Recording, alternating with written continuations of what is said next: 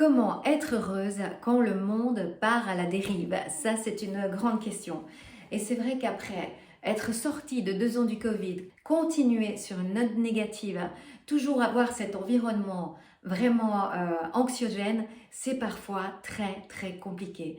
Parce que si vous aussi, parfois vous ressentez de la fatigue, on n'a plus envie de rien faire, si vous aussi vous avez des fois moins d'énergie, vous êtes fatigué, eh bien, il y a des remèdes à ça. Et oui, il y a des remèdes.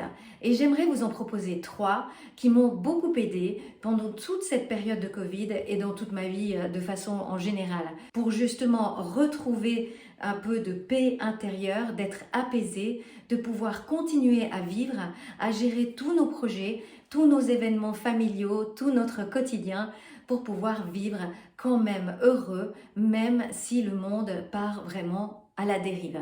C'est vrai qu'on pourrait se dire, ce n'est pas parce que on n'a pas de l'empathie, au contraire, on a de la compassion, on a de l'empathie pour tout ce qui passe.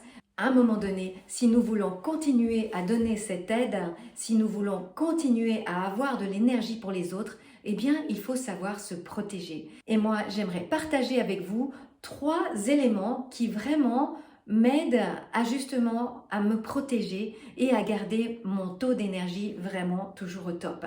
Alors toujours, ce serait peut-être un peu exagéré, c'est vraiment la plupart du temps de pouvoir garder cette énergie dont on a besoin pour pouvoir aider les autres. Je me présente, je m'appelle Roxane et j'aide les femmes à remettre de l'ordre dans leur vie et à atteindre leurs objectifs. J'aimerais qu'on devienne toutes ensemble pleines d'énergie, courageuses et inspirantes pour les autres. C'est vrai qu'à un certain moment, surtout durant la pandémie du Covid, c'est vrai que je me suis posé 1000 questions. Ayant des entreprises qui ne sont pas forcément des entreprises toutes nouvelles que nous avions ouvertes avec mon mari juste avant le Covid, dans le domaine du fitness, notamment dans le domaine de la restauration, quand on est dans un environnement anxiogène, tout est négatif, on doit pouvoir se recentrer sur soi-même et essayer de trouver des solutions à l'intérieur de nous. Parce que la vie continue, notre vie de famille, nos entreprises, si vous avez un travail, votre travail continue et il faut essayer de trouver cette énergie, ce courage pour pouvoir aller de l'avant. Et j'aimerais vous proposer aujourd'hui 3 solutions qui m'ont vraiment aidé toute ma vie, mais en particulier depuis ces quelques années où ce monde nous pompe une énergie impressionnante. J'aimerais partager avec vous 3 éléments qui m'ont vraiment aidé à me redonner de l'énergie quand c'est nécessaire, d'avoir du courage de continuer, de me lever le matin et d'avoir cette volonté pour pouvoir aller de l'avant et surtout inspirer toutes les personnes qui m'entourent pour leur donner cette énergie dont tout le monde a besoin pour aller de l'avant. Alors, quels sont ces 3 éléments? Le premier qui va vraiment nous aider, c'est stop aux news. On va arrêter de regarder les news, les actualités tous les jours. C'est vrai que ça m'a beaucoup aidé parce que, ayant fait des études en relations internationales, c'est vrai que j'étais portée à toujours être au courant de toutes les actualités, de tous les faits, de tous les événements planétaires, communaux, internationaux. On a toujours besoin de tout savoir. Et puis à un moment donné, c'est clair que si on vivait encore dans les années 50, où on pouvait voir les journaux après-guerre pourtant, avec autant de positivité, de messages positifs, c'est vrai qu'il y a eu une étude qui a été faite par une université américaine. La plupart des journaux donnaient encore à l'époque 80% d'actualité positive. Donc c'était bien de pouvoir lire les journaux, regarder un téléjournal. Mais là, actuellement, et depuis quelques années, la plupart des actualités que nous lisons, que nous regardons, même sur Facebook, sur Instagram, sur les manchettes de journaux, quand nous sommes dans les transports publics, en voiture, partout, il y a des actualités qui sont négatives. Et cela constitue justement un monde anxiogène qu'il est difficile de trouver un peu de positivité. Et c'est grâce à ce fait vraiment de se détacher des actualités que vous allez arriver à revivre dans un monde un peu normal. Je ne dis pas qu'il faut faire un déni, au contraire. Si nous voulons apporter de l'énergie à toutes les personnes qui en ont besoin autour de nous, c'est vrai qu'il faut nous-mêmes avoir de l'énergie. Et pour avoir cette énergie, il faut justement se protéger. Et ça, c'était le premier élément. Le deuxième élément qui a beaucoup changé ma vie, c'est vraiment de prendre soin de son corps. Et c'est intéressant parce que lorsque nous prenons soin de notre corps, boum, qu'est-ce qui se passe? Automatiquement, c'est notre tête qui va aller beaucoup mieux. Et là, c'est vrai qu'en prenant soin de son corps, on aura des effets impressionnants aussi sur notre cerveau et ça va nous permettre justement de mieux gérer nos émotions, de mieux appréhender aussi les journées. On va avoir moins de fatigue et beaucoup plus d'énergie. Alors, et c'est vrai qu'il y a beaucoup d'éléments qu'on peut prendre en considération pour soigner notre corps. Moi, j'aimerais vous en amener 5. 5 car c'est ce qui m'a vraiment aidé depuis des années à pouvoir trouver cette énergie qui est nécessaire justement pour rayonner autour de vous. Alors la première chose, c'est tout basique, c'est l'hydratation. L'hydratation, ayez toujours une bouteille d'eau, d'ailleurs vous voyez elle est vide, ayez toujours une bouteille d'eau sur vous et vous buvez, vous buvez. Et un conseil, c'est vraiment de boire dès le matin parce que la nuit, nous avons perdu beaucoup d'eau, beaucoup de litres d'eau et le matin en se réveillant on est déjà tout énergique pour aller préparer son petit-déj, préparer sa famille, partir au travail et nous oublions souvent de faire ce premier pas qui est de boire. Prenez l'habitude, quand vous vous levez, vous allez dans votre salle de bain, ayez toujours un verre d'eau et vous commencez par vous hydrater le matin puis toute la journée. Un deuxième élément qui va être bien sûr fondamental pour votre corps, ça va être votre alimentation. Soyez conscient de ce que vous allez mettre comme carburant dans votre corps. Parce que notre corps, c'est vraiment comme une voiture. Si vous êtes une voiture diesel, vous n'allez pas mettre de l'essence.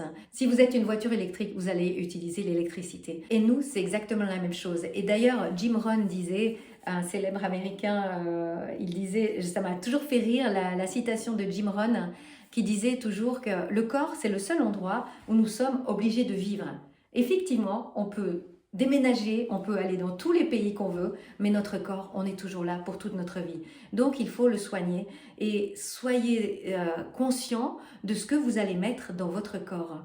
Le premier réflexe, c'est toujours de regarder qu'est-ce qu'il y a dans cette nourriture que vous achetez au supermarché. Et je ne peux que vous encourager à faire les repas le plus possible chez vous, à utiliser des aliments qui soient le moins transformés possible, qui contiennent vraiment le moins de sucre et le moins de sel possible.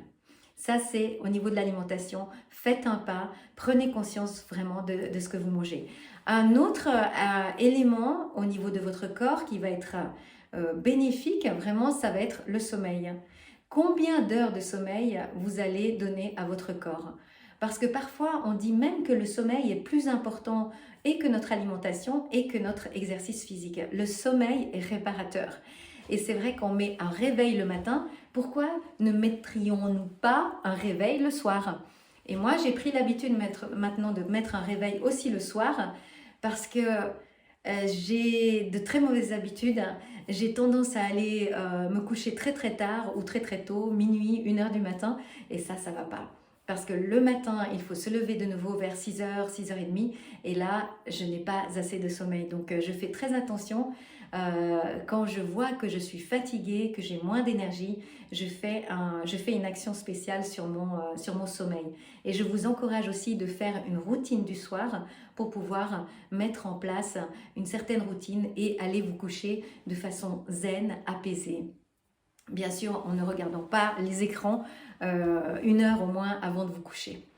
Le quatrième élément qui vient donc après l'hydratation, une bonne alimentation, le sommeil, c'est l'exercice. Mesdames, il faut bouger, il faut toujours bouger.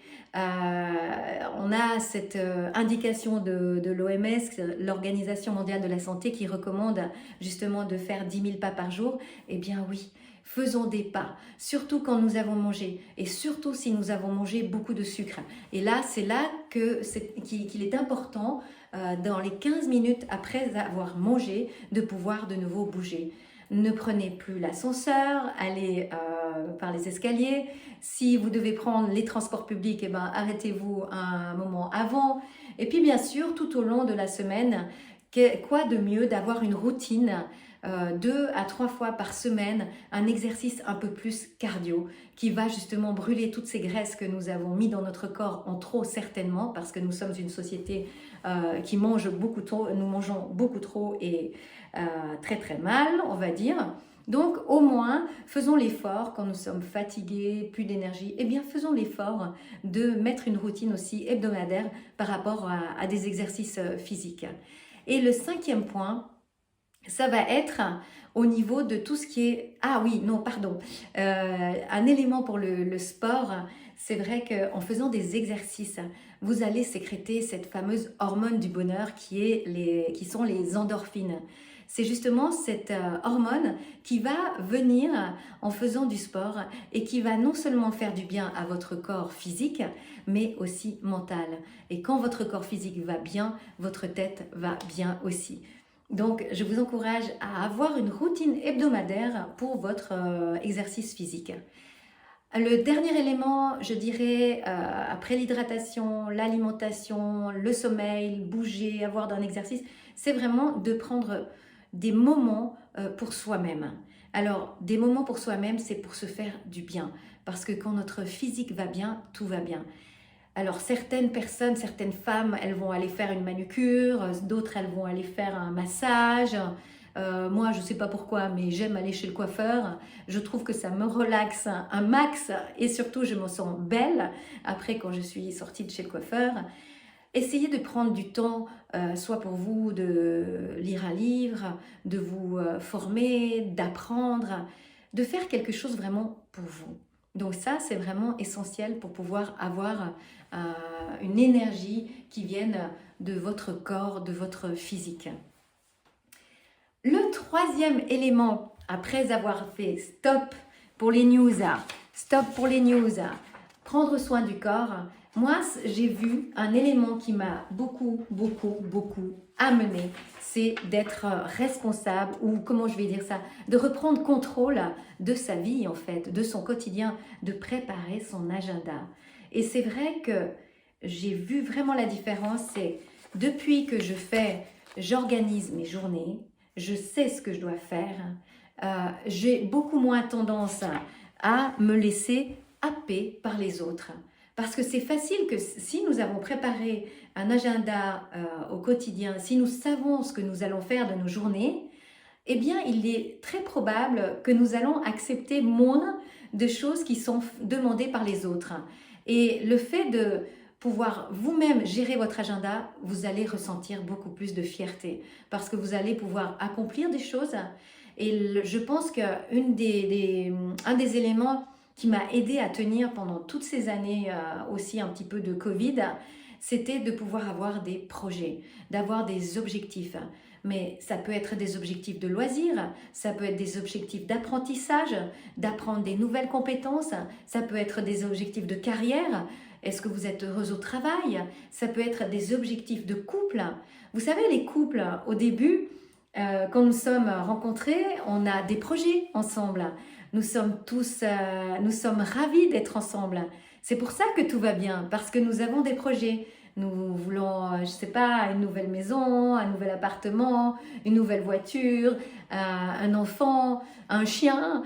Nous avons toujours des projets. Et tout d'un coup, pourquoi le couple ne va plus aussi bien? C'est parce que nous avons plus des projets ensemble. Et c'est la même chose quand on a envie de se sentir heureuse, quand on a besoin de ce sentiment d'épanouissement, nous avons besoin d'avoir des projets et de pouvoir accomplir de nouveaux objectifs. Il n'y a rien de pire que de passer ses journées, peut-être que certaines personnes préfèrent rester sur le canapé à regarder Netflix, à regarder des séries, à regarder Instagram, le fil, de regarder les Facebook. Mais je vous assure qu'en ayant des objectifs, en sachant qu'est-ce que vous voulez faire de vos journées, vous allez avoir beaucoup de fierté Et ce sentiment d'avoir accompli quelque chose, ça va vous rendre heureuse. Ça peut être des petits objectifs. Ça peut être écrire une lettre à sa meilleure amie, rappeler sa grand-mère, appeler un ami, organiser un repas avec des amis, organiser un voyage, organiser une promenade, organiser quelque chose d'aller voir, de sortir en forêt. Mais si vous vous initiez, si vous êtes à l'origine de ces projets, de ces mini-projets, vous allez avoir ce sentiment vraiment de satisfaction. Voilà, j'espère que ces 3 éléments vont vous aider à être de plus en plus heureuse. Et comme challenge, je vous propose de raconter cette vidéo, le contenu de cette vidéo à quelqu'un de votre entourage en citant ces 3 éléments qui vont vous permettre d'être heureuse. Quels sont-ils ces 3 éléments? Allez, réfléchissez. Le premier, stop aux actualités. Le deuxième, prendre soin de son corps, exact. Et le troisième, avoir son propre agenda. Je vous propose de faire cet exercice en racontant ce que vous avez entendu ou lorsqu'on explique à quelqu'un d'autre, ça va vous ancrer dans votre cerveau et vous allez retenir ces éléments. Je vous souhaite d'être une femme pleine d'énergie, courageuse et inspirante. Et si vous voulez continuer à me suivre, n'hésitez pas à vous abonner à ma newsletter. Ciao!